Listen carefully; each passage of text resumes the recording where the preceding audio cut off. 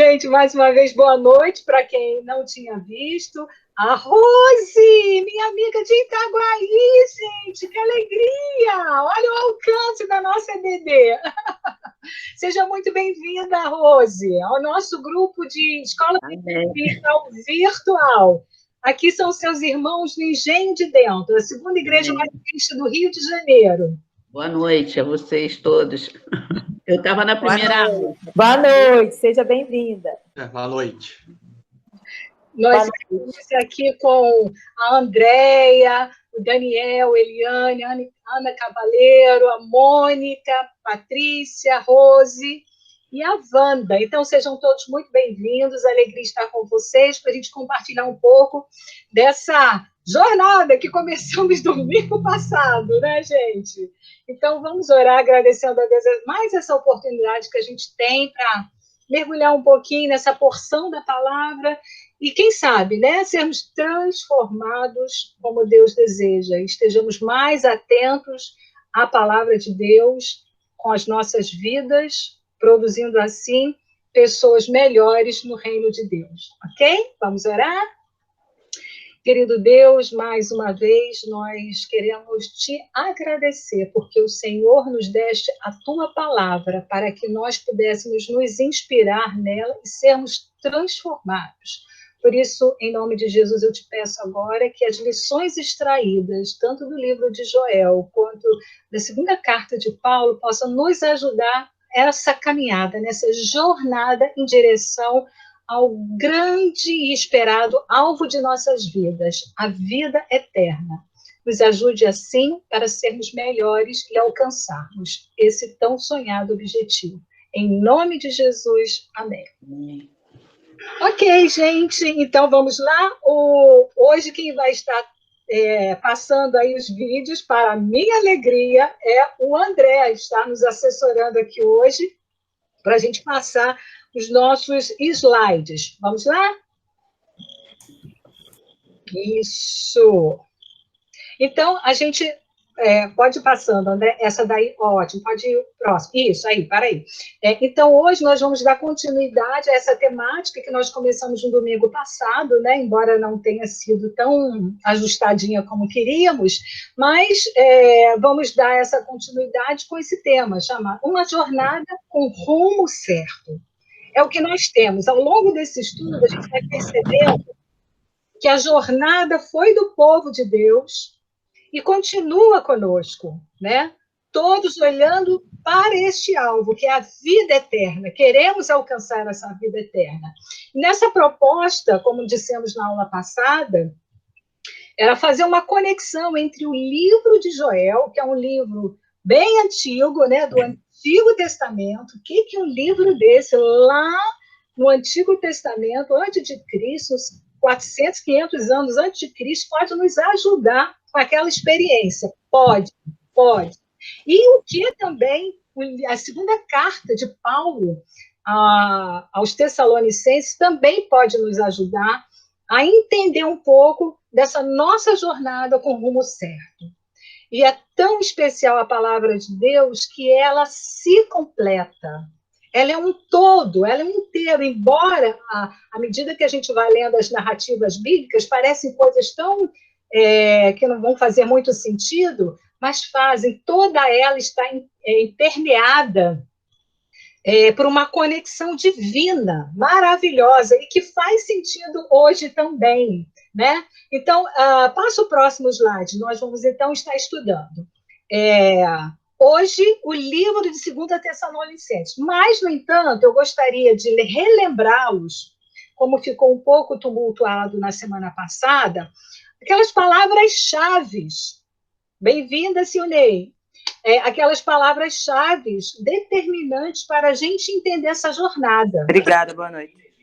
Tanto daquele povo, quanto nosso também, né? Pode passar, André. Então, as palavras-chave em Joel, que são muito pertinentes para a gente entender como é essa caminhada nessa vida, é o que apareceu lá em Joel, o dia do Senhor.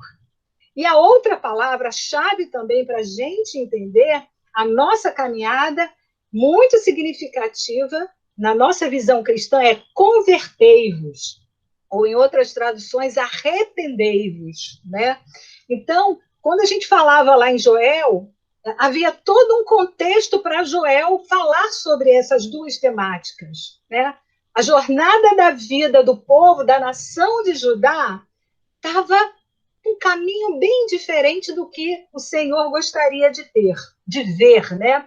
E só para relembrar o que diz aí, a nação, Judá, no caso, era o reino do sul, né, que naquela época viviam divididos, sofria com catástrofes naturais, a praga de gafanhoto, seca, incêndio e fome. Lembramos disso, né? Que tudo isso Joel viu acontecer e, ao mesmo tempo que ele via acontecer com a nação de Judá, ele também via aquilo como uma visão futura. E ele pegava aquela ideia de gafanhoto invadindo, dizendo, assim como está acontecendo isso, vai acontecer no juízo final de Deus algo assim terrível, né? E aí ele diz, mas sua fé estava produzindo uma adoração cheia de formalismos e distanciamento.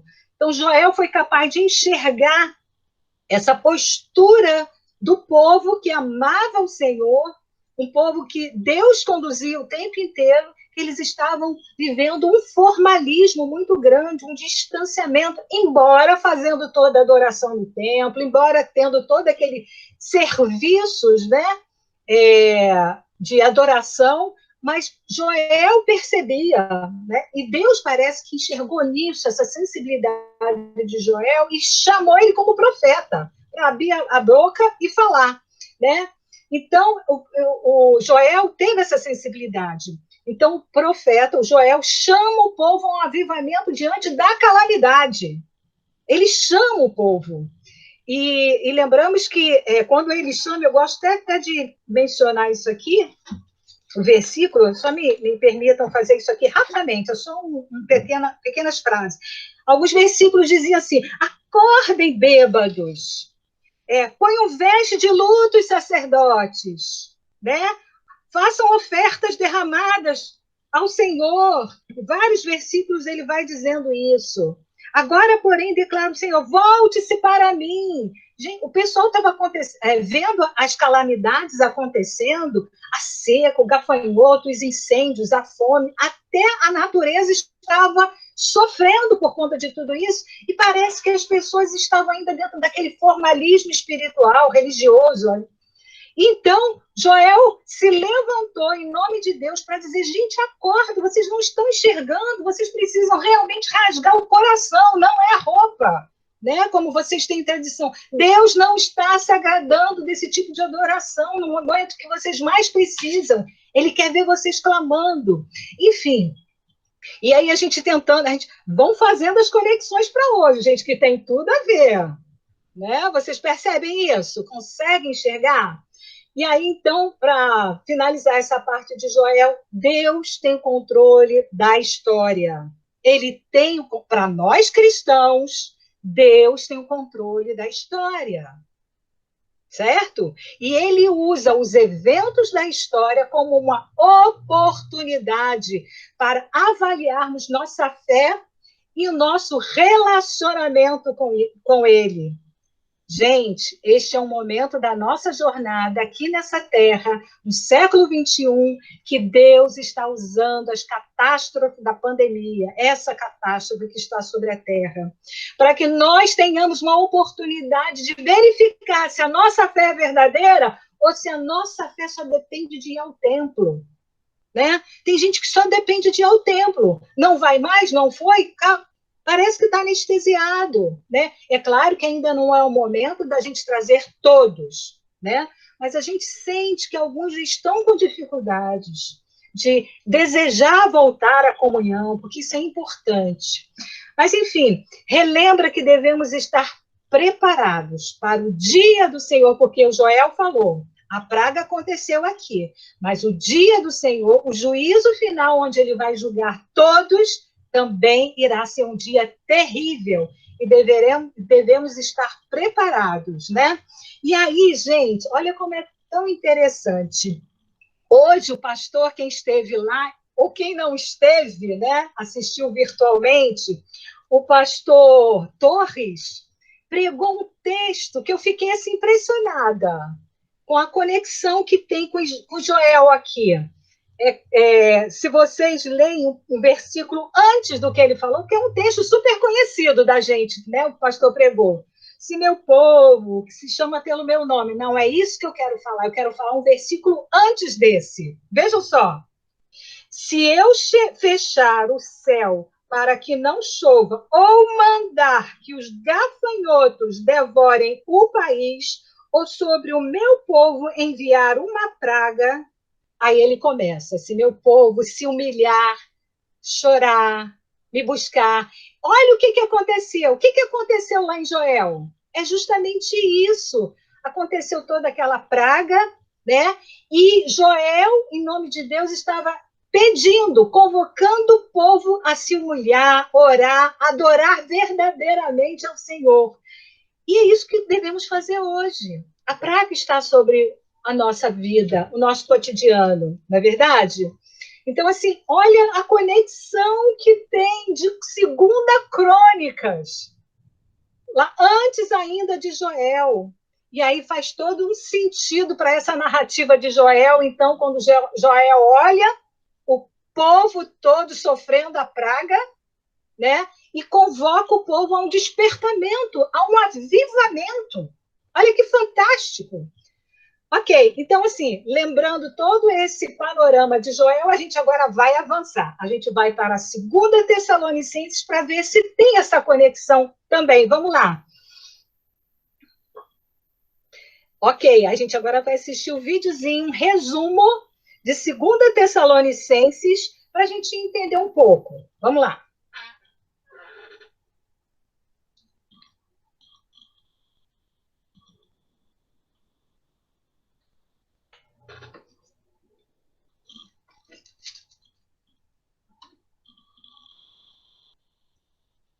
A segunda carta de Paulo aos Tessalonicenses. Não muito tempo após Paulo ter escrito a primeira carta aos Tessalonicenses, ele recebeu um relato sobre os cristãos de Tessalônica, e que os problemas que ele havia abordado naquela carta não só continuaram como tinham piorado. As perseguições se intensificaram e os cristãos tessalonicenses estavam confusos e assustados a respeito da volta de Jesus. Então Paulo enviou essa breve carta que foi planejada para 3 sessões e abordava os 3 problemas dessa igreja. Primeiro, Paulo oferece uma esperança no meio da perseguição contínua. Em seguida, ele oferece clareza sobre a chegada do dia do Senhor. E, finalmente, ele apresenta um desafio específico às pessoas ociosas que se recusavam a trabalhar em serviços normais. O fim de cada uma dessas sessões é claramente marcado por uma breve oração final. Paulo começa a carta com uma oração de agradecimento ao amor e à fidelidade contínua dos tessalonicenses e especialmente à sua resistência. Ele ficou sabendo que os seus vizinhos gregos, romanos e até mesmo os judeus intensificaram a perseguição a esses cristãos. Eles são uma minoria religiosa enfrentando uma opressão violenta e Paulo se preocupa com a possibilidade deles desistirem de Jesus caso a opressão piore.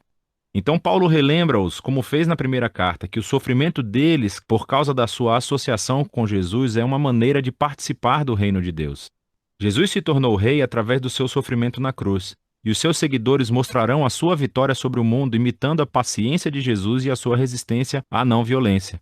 Paulo também relembra-os que isso não durará para sempre, pois quando Jesus retornar, ele trará sua justiça sobre aqueles que os oprimiram e que derramaram o sangue dos inocentes. Especificamente, ele diz que a punição deles é serem banidos da presença do Senhor e da glória de seu poder. Aqui, Paulo não especula sobre o destino dos que negam a Jesus, exceto ao dizer que, ao longo de suas vidas, eles não queriam nada com Jesus e, no final das contas, eles conseguiram o que desejavam, uma distância no relacionamento com seu Criador e Rei. E, para Paulo, essa é uma tragédia final. Optar pela distância de Jesus, que é a fonte de toda vida e amor, é abraçar a própria ruína. Ele conclui esse raciocínio orando para que Deus use o sofrimento para promover uma profunda mudança de caráter dentro deles, para que assim as suas vidas tragam honra ao nome de Jesus. Em seguida, Paulo continua abordando um problema específico relacionado ao retorno de Jesus e ao dia do Senhor. Alguém na igreja de Tessalônica estava espalhando informações erradas em nome de Paulo, dizendo que o ato final de justiça de Deus sobre a maldade humana, o dia do Senhor, já havia chegado sobre eles, e que essas pessoas provavelmente estavam prevendo datas sobre o fim de todas as coisas e assustando os cristãos.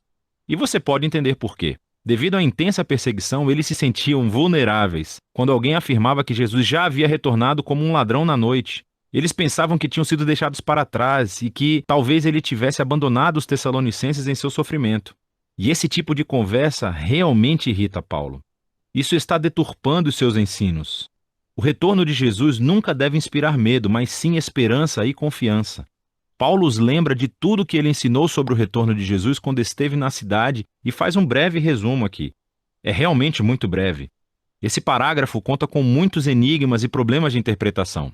Contudo, o que está claro é que ele cita o famoso tema dos profetas Isaías e Daniel, de que os reinos deste mundo continuarão produzindo governantes que se rebelarão contra Deus, como Nabucodonosor e o rei do norte fez no passado. Esses líderes exultavam-se à autoridade divina e, para Paulo, esses antigos reis e profecias nos davam imagens. Eles estabeleceram um padrão que ele viu se concretizar nos impérios romanos durante a sua própria vida, com Calígula e Nero, e ele previa que isso fosse se repetir. Essa história culminaria com um governante rebelde fortalecido pelo próprio mal. Alguém que causará o caos e a violência no mundo de Deus, mas não para sempre. Ao retornar, Jesus enfrentará o rebelde e todos os que praticam o mal e libertará o seu povo. Portanto, o argumento de Paulo aqui foca em não alimentar a especulação apocalíptica de futuros leitores, mas sim consolar os tessalonicenses. Ele recorda os ensinos de Jesus em Marcos capítulo 13, que dizem que os eventos antecedentes ao retorno de Jesus serão muito públicos e óbvios. Sendo assim, eles não precisam temer ou se preocupar em serem deixados para trás, mas precisam permanecer fiéis até que Jesus venha salvá-los. Então, na sua oração final, ele pede a Jesus e ao Pai que confortem e fortaleçam os tessalonicenses para que permaneçam fiéis ao caminho de Jesus, o que leva Paulo ao último tópico. É um desafio para os ociosos, o que não significa somente preguiçoso. Isso se refere às pessoas irresponsáveis e que se recusavam a trabalhar e ganhar seu sustento, resultando em vidas pessoais caóticas. Realmente, Paulo já havia abordado esse problema em sua primeira carta e parece que tinha piorado. Agora, nós não sabemos com certeza o motivo por que algumas dessas pessoas dessa igreja se recusavam a trabalhar. É possível que esse problema esteja ligado ao anterior. Talvez algumas pessoas tenham pensado que se Jesus iria voltar em breve, eles poderiam abandonar os seus empregos e voltar à vida normal. Entretanto, é mais provável que Paulo estivesse abordando um problema relacionado a uma prática da cultura romana denominada patronagem. Havia pessoas pobres vivendo nas cidades e elas se tornavam clientes como se fossem assistentes pessoais de pessoas ricas. E eles viviam da generosidade ocasional, mas havia muitos interesses envolvidos. Às vezes isso envolvia os clientes no modo de vida moralmente corrupto do seu patrono, para não mencionar que isso gerava uma renda imprevisível. É a isso que Paulo parece se referir quando diz que essas pessoas levam uma vida desordenada. Elas não estão trabalhando, estão se metendo na vida dos outros. Paulo relembra-os de um exemplo que ele deu quando estava com eles. Ele não pediu pelo seu dinheiro. Ele tinha um trabalho manual e pôde ganhar seu próprio sustento, para que pudesse servir aos tessalonicenses de graça. Ele diz que isso é o ideal. Um seguidor de Jesus deve seguir o exemplo do amor de entrega de Jesus através do trabalho duro. Dessa maneira, eles podem se sustentar e as suas vidas podem ser um benefício para as outras. E ele conclui com uma oração final. Que no meio de toda a confusão e sofrimento deles, Deus lhes conceda paz, através do Senhor Jesus, o Messias. Esta breve carta aos Tessalonicenses nos ajuda a perceber a antiga crença cristã no retorno de Jesus e a esperança na chegada do juízo final. Essas ideias não foram concebidas para criar especulações sobre cronogramas apocalípticos, senão para trazerem esperança. Elas inspiram a fé e a devoção a Jesus, especialmente para os cristãos perseguidos que enfrentavam oposição violenta. E assim, para as próximas gerações de cristãos, estando eles sob perseguição ou não, essa carta nos lembra de que aquilo em que você coloca a sua esperança molda a vida que você vive. E é disso que se trata a segunda carta aos Tessalonicenses. Muito bem, muito bom, né? Um resumo excelente para a gente ter uma visão panorâmica bem rápida sobre essa carta de Paulo, né? André, você vai continuar passando também os slides. Isto. Você pode deixar o outro já na tela. Isso. Ok, pode colocar todos eles, não tem problema. Isso, mais um clique aí, que tem uma frase embaixo. Ok. Então, queridos, vocês puderam observar que também nessa segunda carta de Paulo aos Tessalonicenses, ele também menciona sobre a vinda do Senhor Jesus, só que agora fala da vida do Senhor Jesus, porque até então, em Joel, não havia essa visão de que o Messias estaria nessa missão, né? Ainda tudo era muito... ainda fragmentos de conhecimento do que iria acontecer futuramente, né? Do plano de Deus, na sua inteireza. Então, lá nós temos o juízo do Senhor, o dia do Senhor, que seria também a vinda do Senhor. E em 2 Tessalonicenses, Paulo fala sobre a vinda do Senhor, só que agora é em Jesus Cristo, né, quando ele voltará. Mas, assim, para a gente entender um pouco por que Paulo se relacionou, como Paulo se relacionou com essa igreja, né, que está em Tessalônica, hoje é chamada de Salônica, fica mais ou menos no norte da Grécia, né? Então, a gente pode ver aí no mapa antigo a cidade ali de Tessalônica, bem pequenininha, né? E eu fico impressionada toda vez que eu olho esses roteiros da viagem de Paulo, né? Ele andou muito, né, não, queridos? Ele fez muitas viagens. Às vezes a gente fica até assim, hoje, né, para fazer as nossas viagens missionárias, né? A gente fica, vou, não vou, será que vale a pena? Não vale, enfim. E Paulo arregaçava as mangas e ia em frente, andou muito, né? Ele saía de Jerusalém aqui, né? Ia por Antioquia e fazia todo esse percurso aí pela Ásia e Europa, enfim. E a gente vê, então, a cidade de Tessalônica, ali perto de Bereia, Filipos, Anfípolis, Atenas, Corintos, enfim, é nessa região ali de Tessalônica que se passa, então, esse contexto da carta de Paulo aos Tessalonicenses. Eu coloquei aí imagens atuais de hoje de Salônica, antes Tessalônica, né? E aí você vê ruínas de uma época muito remota, antiga, que possivelmente envolve aquele período da igreja primitiva, né? Então, aí é um contraste do moderno e o antigo. Eu gosto muito de história, eu gosto muito de ver essas coisas. Aí isso me faz ver que a história é viva, né? Que aquilo tudo que nos é contado no passado, ele de fato aconteceu. Isso traz veracidade aos fatos narrados nos nossos livros históricos. Isso é muito bom de ver. Bom, mas para a gente entender um pouco desse contexto de Tessalônica, a gente tem que entender que quem era esse povo, né? Essa cidade surgiu aí mais ou menos em 315 antes de Cristo, né? Já existia essa cidade. E a gente está falando de uma carta que possivelmente esteja aí em 50 depois de Cristo. Então, a segunda carta, né? Agora, quando a gente fala assim, a primeira Tessalonicenses, segunda Tessalonicenses, parece que é povo diferente, né? Mas é um povo só. É um povo só. E é um povo que a gente vai ver o seu início de evangelização em Atos. É lá em Atos 17, na narrativa da segunda viagem de Paulo a Tessalonicenses, a Tessalônica, que se dá, então, essa conversão daquelas pessoas que ali estavam. Ali era uma cidade, gente, portuária, basicamente, né? E convergiam sobre elas muitas comunidades que transitavam por ali.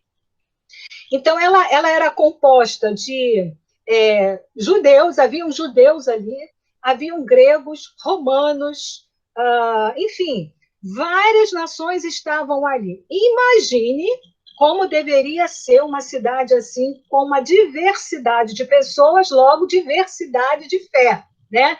E a gente sabe que por conta de Roma, por conta da Grécia Antiga, surgiram muitos deuses. Eu acho que é o próximo slide. Passa, por favor. Só para a gente entender um pouquinho as divindades influentes na religiosidade de Roma. Gente, eu fui dar uma olhada como tem deuses. Como eles criaram para si Deus. A gente conhece até alguns famosos, né? Que é o Zeus, o poderoso Zeus, né? o Poseidon, enfim, aqueles que a gente lembra mais. Mas isso tudo vem da influência, da religiosidade, tanto do povo romano, que tinha também o seu panteão, quanto dos gregos também, que tinham o seu panteão, né? Então, tudo isso trazia para a mente das pessoas um comportamento, né? Aliás, que transformava num comportamento totalmente desregrado, sem muita moralidade. Tanto é que, se vocês olham para os deuses aqui, isso aí é só alguns, ainda tem muito mais, não ia caber aqui. Olha a forma que eles se apresentam, musculosos, seminus, homens perfeitos, mulheres perfeitas, né? Então, era um apelo físico, estético muito grande. Então, dizem os historiadores, eu não sei se o Tiago Terra está por aí, para, de repente, também trazer seus conhecimentos de professor de história, né? Então, assim, tudo isso gerava um povo simplesmente com sem noção de moralidade que nós temos hoje, principalmente. Tudo era permitido. Havia uma depravação enorme, um apelo sexual. Então, havia uma libertinagem enorme. Inclusive, existiam sacerdotisas, né, em determinados templos ali de deuses, que eram colocadas como, na verdade, prostitutas, né? Então, assim, a cabeça daquele povo que morava em Tessalônica estava encharcada dessas coisas. É claro que isso, essa influência pesada dos deuses, aconteceu um pouco antes de Jesus Cristo, né? Mas não podemos negar que isso é um lastro histórico que fica muito na cabeça das pessoas, nas próprias atitudes de vida, né? E só que lembro que ainda naquele momento em que Paulo estava a falar para os Tessalonicenses, ali havia o culto ao imperador. Se já não tinha, talvez, adoração a Zeus, a Poseidon ou tantos outros, mas, com certeza, havia essa exigência, esse dever do povo adorar, né, e se curvar ao grande imperador, certo? Então, lá a gente vê um pouco dessa questão da depravação, da imoralidade sexual, lá em 1 Tessalonicenses, aí por isso que eu tenho que voltar em primeiro. Quem que tiver aí com 1 Tessalonicenses 4:3, só para a gente ter uma pitadinha da preocupação de Paulo com esse povo. Primeiro? 1 Tessalonicenses, capítulo 4, verso 3. O que diz? Pois esta é a vontade... Essa é a vontade de Deus. É a vossa santificação, que vos abstenhais da prostituição. Isso. Aqui a minha versão diz: abstenham-se da imoralidade sexual. Então, assim, era um discurso frequente de Paulo a esse grupo lá em Tessalônica, porque eles vinham dessa história, desse lastro histórico, né, com essa formação religiosa de muitas influências, que uma liberdade, uma libertinagem, uma moral desenfreada, né, sem limites, enfim. Então, isso mostra para a gente um pouco desse contexto de que Paulo, ao chegar ali, teve que enfrentar e explicar o que seria esse Evangelho de Jesus Cristo, né? Pode passar o slide. Paulo disse aí. E aí, então, a gente lê lá em Atos, o pano de fundo dos acontecimentos de Tessalônica. Vamos lá? Pode passar tudo, porque aí a gente lê o texto corrido. E aí, quem puder me ajudar, vamos lá, para ficar um pouco mais dinâmico. Pode ir, Eliane? Posso? Leia para mim, por favor. Eu leio até qual versículo para você? Leia 1, 2, 3, 4. 4 parágrafos, porque não é numerado. Tá bom. Tendo passado por Anfípolis e Apolônia, chegaram a Tessalônica, onde havia uma sinagoga judaica. Segundo o seu costume, Paulo foi à sinagoga e por 3 sábados discutiu com eles com base nas Escrituras, explicando e provando que o Cristo deveria sofrer e ressuscitar dentre os mortos. E dizia: este Jesus que lhes proclamo é o Cristo. Alguns dos judeus foram persuadidos e se uniram a Paulo e Silas, bem como muitos gregos tementes a Deus e não poucas mulheres de alta posição. Isso, para aí, depois eu vou mandar o Daniel ler, tá, Daniel? Olha só, ele chegou lá, já havia sinagoga em Tessalonicenses, porque já tinham judeus lá, né? Só que não eram judeus messiânicos, né? Não eram judeus messiânicos que conheciam o Cristo ressurreto, né? Então, Paulo esteve lá, entrou na sinagoga por 3 sábados e discutiu com eles. E olha, uma coisa interessante é que a população lá de Tessalônica, dizem os historiadores que eram de 2/3 de escravos, tinha comerciantes, tinham latifundiários, tinha agricultores, era uma miscelânea, né? Então, assim, era uma liberdade de chegar lá e ouvir, todos se ajuntavam para ouvir essas coisas que Paulo tinha a dizer, porque tudo era uma novidade para eles. Porque como eles não tinham noção do Deus verdadeiro, né, do Deus de Israel, eles ouviam muitos deuses, histórias de deuses, eles ficavam com vontade de saber sobre essa novidade que Paulo vinha contando, né? Só que os judeus não gostaram, obviamente. Vai lá, Daniel, continua para a gente. A partir do 4, não é? O 4º parágrafo, foi isso? Mais os judeus. Sim. Mas os judeus ficaram com inveja. Reuniram alguns homens perversos dentre os ocupados e, com a multidão, iniciaram um tumulto na cidade. Invadiram a casa de Jason em busca de Paulo e Silas, a fim de trazê-los para o meio da multidão. Contudo, não os achando, arrastaram Jason e alguns outros irmãos para diante dos oficiais da cidade, gritando: esses homens que têm causado alvoroço por todo o mundo, agora chegaram aqui e Jason os recebeu em sua casa. Todos eles estão agindo contra os decretos de César, dizendo que existe um outro rei chamado Jesus. Isso, olha só o que esse povo fez. Os judeus, né, que estavam ali na sinagoga, não gostavam nada, porque Paulo estava convencendo através do Espírito Santo as pessoas se converterem, né? Olha o que vivemos ali, pessoas se juntarem, e não eram poucas pessoas, homens e mulheres, inclusive mulheres de sociedade, da alta sociedade. Então, assim, os judeus ficaram com tanta raiva disso, olha como eles são perigosos, né, nesse sentido. Eles foram lá para fora, ajuntaram umas pessoas, os malandros da rua, começaram a incitá-los a fazer um levante contra Paulo, contra a pregação de Paulo. Entraram na casa de Jason, que possivelmente seja um judeu convertido, né? E pegaram ele à força, já que não encontraram Paulo e Silas, né? Pegaram ele à força e estavam acusando, dizendo: olha, eles estão dizendo que eles devem se curvar a esse outro rei. Existe um rei fora o imperador. Eu acho que eles querem destronar, né, o imperador e aclamar esse novo rei. Vocês vão deixar algo assim que eles deviam dizer, né?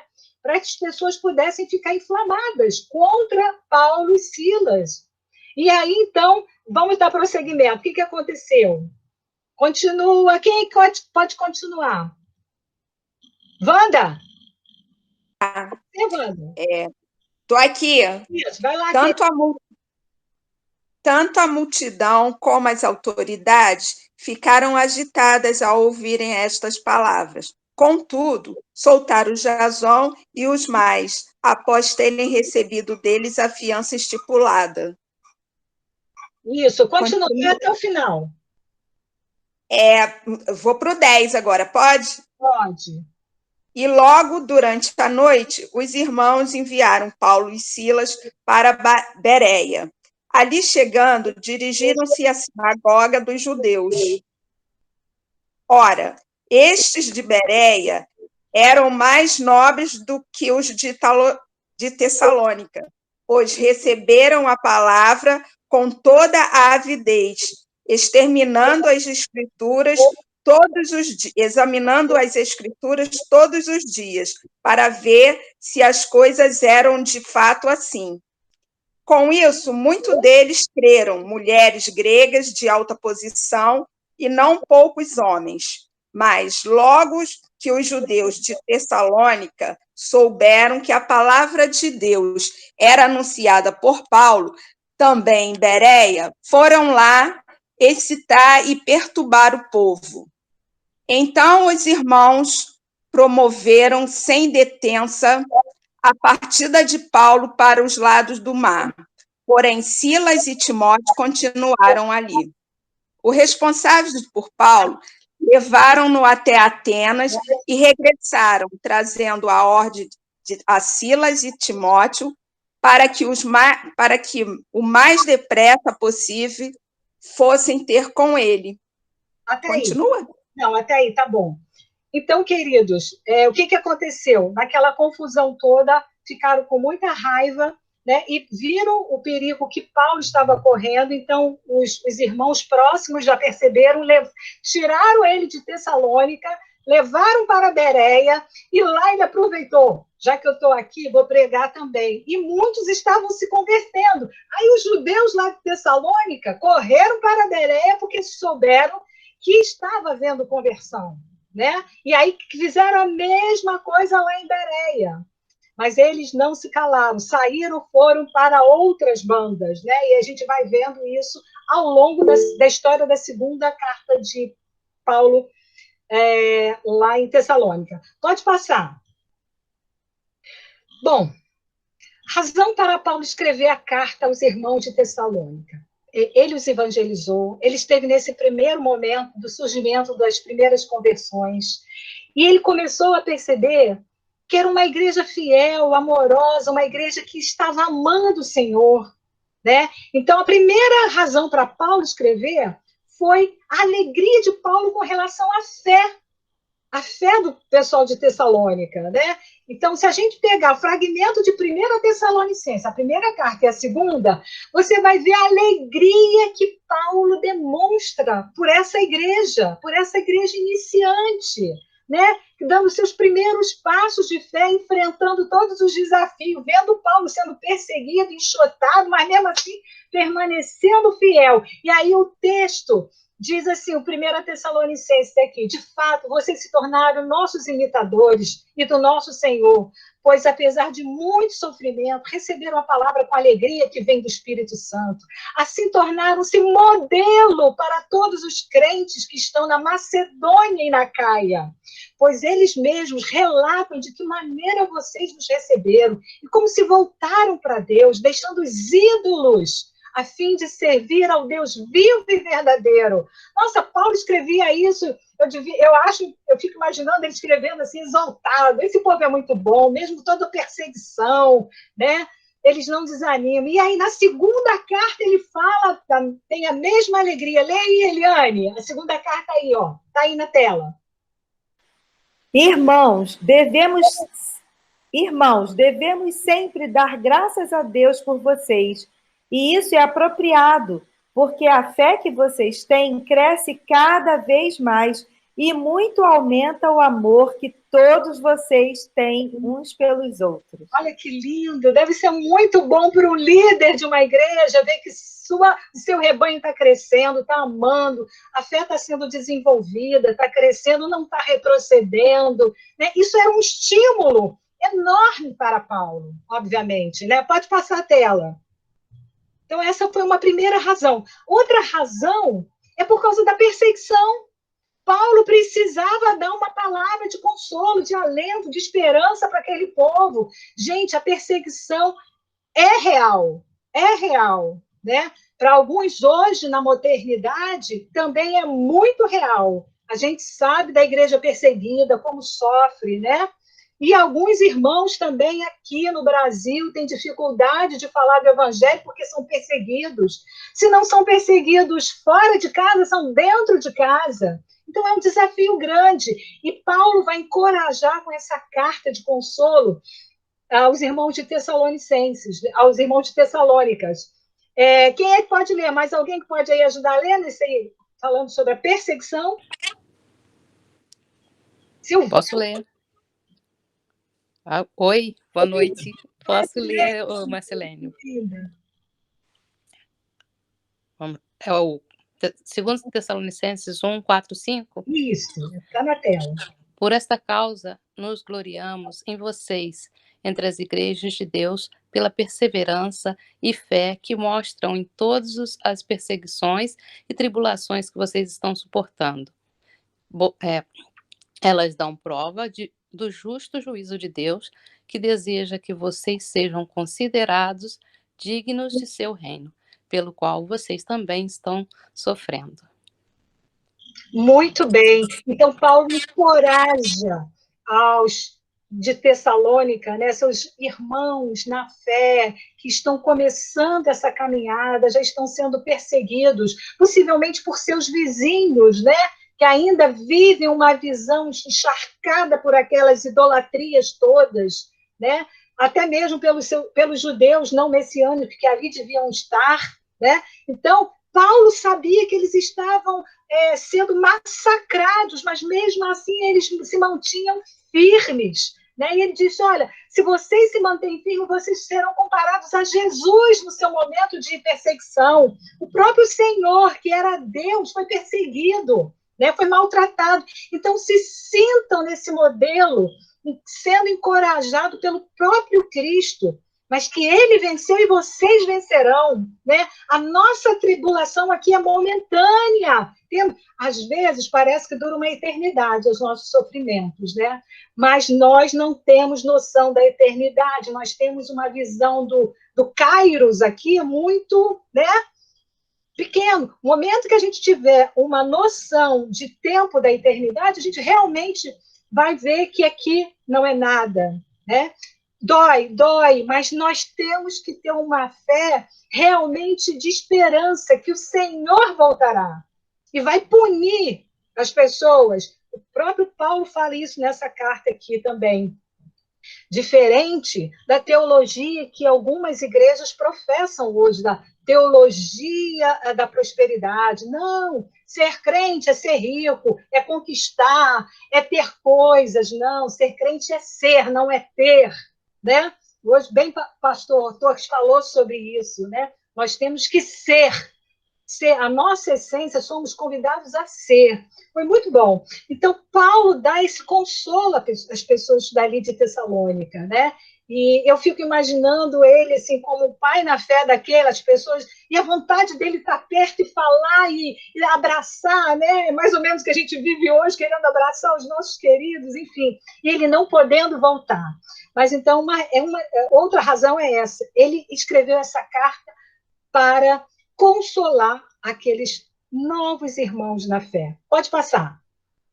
Além disso, ele também escreveu para lembrar do retorno de Jesus, o juízo de Deus. Olha o juízo de Joel. Mais uma vez, esse discurso na Bíblia é permanente, porque ele é real, ele é verdadeiro. Passe o tempo que for entre um discurso de Joel e de Paulo, décadas se passaram, milênios se passaram, né? E o discurso permanece. E hoje nós temos esse discurso, ele voltará. Ele voltará. Por isso que a nossa jornada aqui tem que sempre observar a palavra, sempre estarmos firmes no conhecimento pleno, para não sermos enganados, né?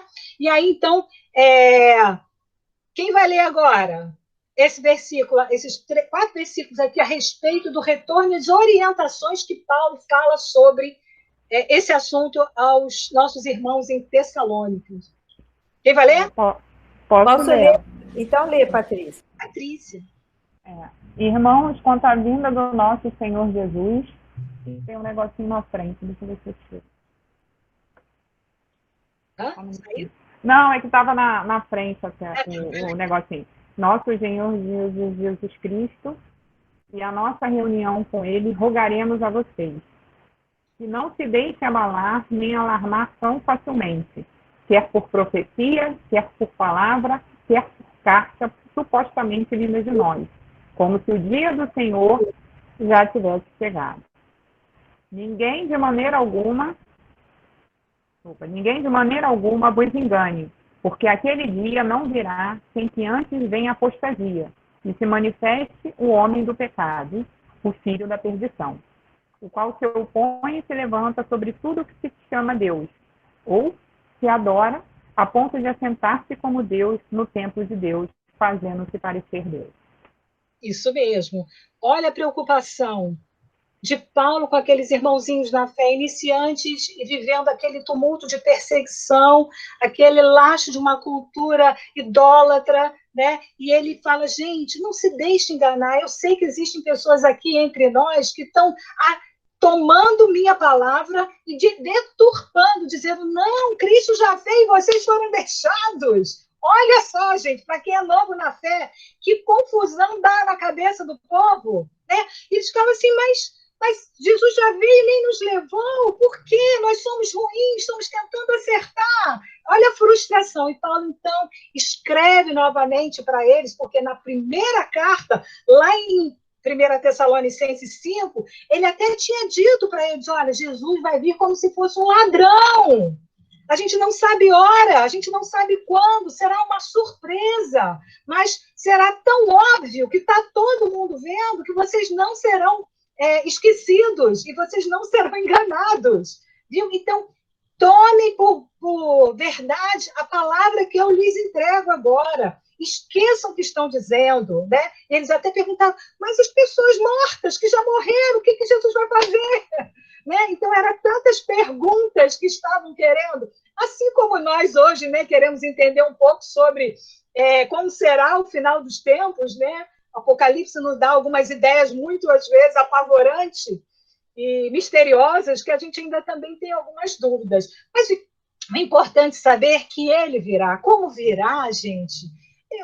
Eu sinceramente, para mim, não me interessa. O importante é eu estar preparadinha para poder segurar a mão do meu Senhor e falar, Senhor, me leva, eu quero estar contigo.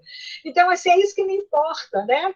É claro que a gente precisa estar atento para a gente não escorregar, né? Para a gente não vacilar, para a gente não se afastar, para a gente não ser enganado, né? Então, a palavra de Paulo sobre o retorno diz, gente, o mais importante é que vocês estejam santificados, se preparem, né? E aí a gente lembra, sede santos, porque eu sou santo. Sem a santificação, ninguém verá a Deus. Então, Paulo já está dando toda a dica, né? Sejam santos, santificai, porque é assim que vocês irão. Se porventura há em vocês algum problema de imoralidade, sexualidade, tentem tirar, abandonem essas práticas, né? E se purifiquem diante do Senhor para que eles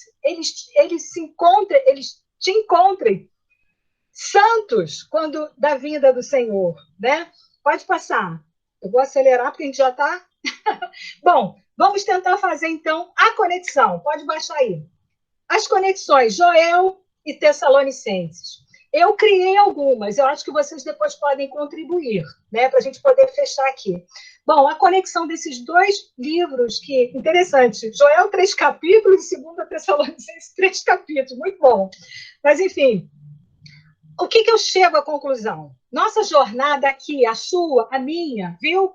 Deve estar pautado nas verdades, nas seguintes verdades que a gente consegue abstrair desses livros e dessas narrativas surpreendentes, né? Que, ao mesmo tempo, antigas, são tão atuais, né? Fala de praga, fala de desastre, fala de povo que está sendo enganado.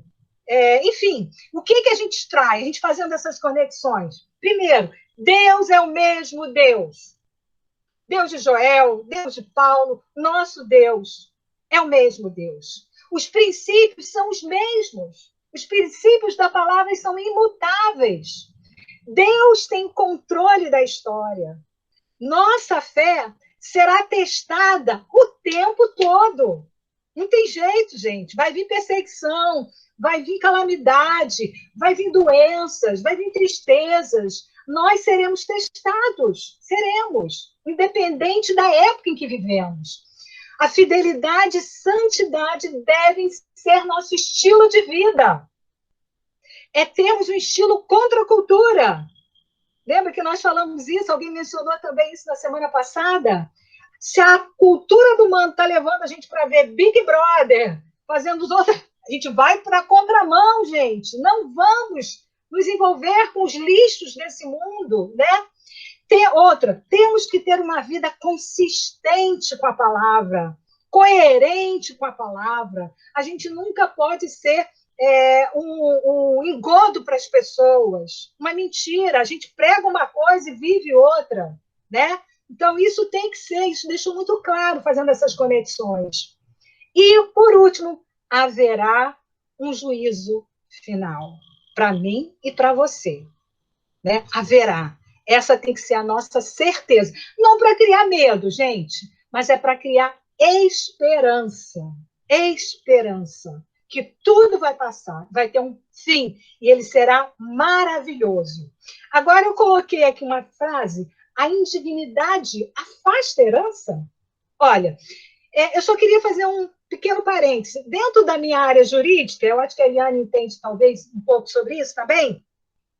A indignidade, toda hora que a gente fala sobre herança, pode haver um instituto chamado indignidade. Por que é herança? Herança é aquele bem que eu vou herdar um dia do meu pai. Ele vai morrer, depois que ele morrer, certo? Tudo que era dele vai passar para mim, para minha irmã, enfim. Então, isso é herança. Eu vou receber. Nós iremos receber do Deus eterno a nossa herança, a vida eterna. Só que a indignidade dentro desse conceito de herança no mundo jurídico é um instituto que exclui o herdeiro de receber a herança. Sabe por quê? Porque ele praticou algo, um ato reprovável, uma coisa contra o autor da herança, um ato que foi que desabona ele de receber aquela herança. Isso é indignidade. Então, um herdeiro indigno, ele nunca vai receber a herança, porque ele atentou contra a vida do próprio autor da herança. E aí eu faço um paralelo para vocês, né? Sobre essa questão da nossa jornada, ela tem que ser digna. E aí, lá em Tessalonicenses 1,5 vai dizer: temos que ser considerados dignos, não indignos do reino. Olha que coisa maravilhosa. Então, a nossa jornada também é importante, assim como o nosso destino. Pode passar. E aí fica de novo a pergunta que eu acabei de responder. E então, o que é mais importante, a jornada ou o destino? Fica na cabecinha de vocês. E o próximo, e o último, eu peguei uma frase: aquilo no qual você coloca a sua esperança molda a sua vida, a sua jornada. Se você está moldando a sua vida através da cruz de Cristo, o seu destino está garantido. Mas com verdade, com dignidade, com fé. Viu, gente? Então é isso. Acho que foi um momento bom de compartilhar isso e chamar a atenção da gente, né? Sobre essa jornada que nós estamos vivendo hoje. Espero que tenha abençoado, como abençoou a minha vida, para ficar mais alerta nesse tempo tão difícil. Com certeza. Queridos, muito obrigada pela atenção de vocês. Eu sei que é tão difícil ficar aí no virtual sem falar muito, sem participar, né? Mas eu agradeço vocês e eu tenho certeza, se nos mantivermos dignos na nossa jornada e termos o Senhor Jesus como aquele que vai moldando a nossa cabeça todo dia, nós alcançaremos a herança, certo? Vamos orar para encerrar? Quem gostaria de orar? A gente fica sempre mais... Posso orar, Marcilene? Não, querida, vai lá, então. Nosso Deus, nosso Pai querido, muito obrigada, Senhor, pela Tua palavra, Senhor. Como a gente se deleita nos Teus ensinamentos, Senhor, se alegra na esperança, Senhor, da resposta que Tu tens para nós, de tantos anseios, de tudo que vivemos, Senhor, que é a vida eterna contigo. Ó Deus, muito obrigada por este tempo de estudo, Senhor, por compreendermos que a Tua palavra é única, toda ela aponta para Jesus, o autor e consumador da nossa fé, em quem nós temos crido e sabemos, Senhor, que estaremos contigo. Todos, Senhor, que estivermos vigilantes, guardando as Tuas verdades. Em tempos difíceis, Senhor, realmente reconhecemos, mas sabemos que contigo poderemos vencer, vivendo a Tua palavra, mesmo com dores, com lutas, com dificuldades, mas sabendo que o Senhor é fiel em todas as suas promessas e o Senhor estará conosco até a consumação dos séculos. Glórias ao Teu nome, muito obrigada, Deus, pela Tua palavra. Como é bom, Senhor, poder estudar a Tua palavra, aprender. Obrigada pela vida da Marcilene aqui com a gente, que com tanto carinho, Senhor, com tanta destreza, mostrou, Senhor, as Tuas verdades, esses estudos. Muito obrigada pela vida da Patrícia, da André, que são as coordenadoras desse ministério. Obrigada por cada irmão, Senhor, que está aqui nessa sala e os que ainda vão ouvir esse estudo, Senhor, em outras épocas. Que o Senhor fale, pelo Teu Santo Espírito, fale a cada coração. Oramos e agradecemos em nome de Jesus. Amém. Amém.